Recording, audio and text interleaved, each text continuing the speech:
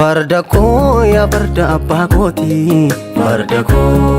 farda koo galtummaa sirrateetti. Farda koo yaa farda siidaa daabale. Farda koo sindaa gadhu yoomillee. Farda koo yaa farda foollee kootiin malu. Farda koo sideeffadha gaaf tokko. Farda koo sideeffadha ati koo. Jedhee lole adeebi'u fardi foollee.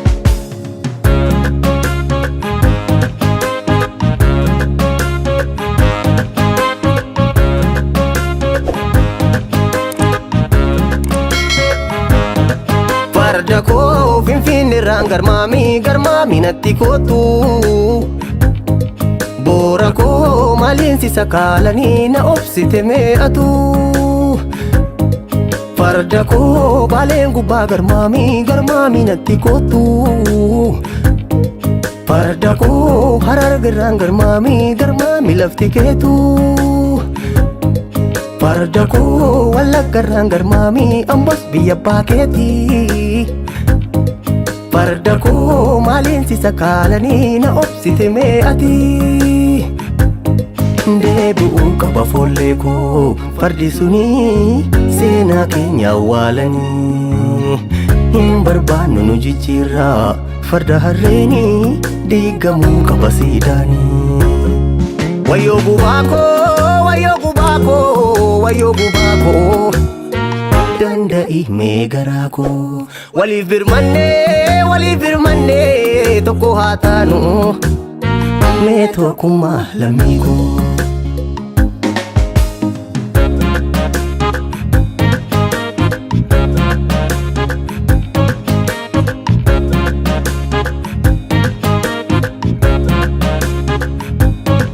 Farda koo harreedhaan dhuftee jarru.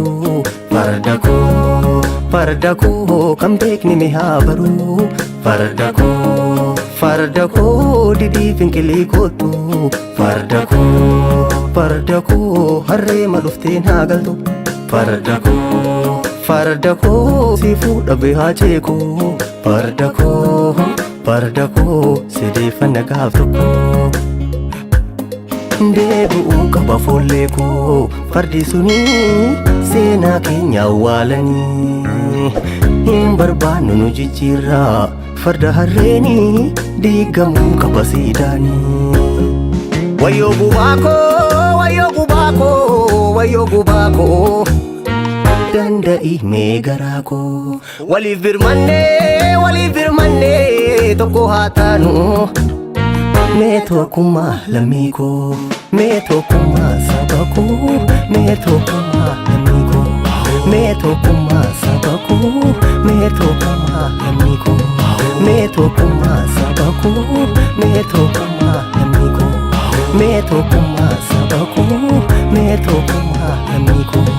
Farda koo yaa odolchaa Oromiyaa naannawii shaggarittaan si eegaa anaaf situu wal beekaa.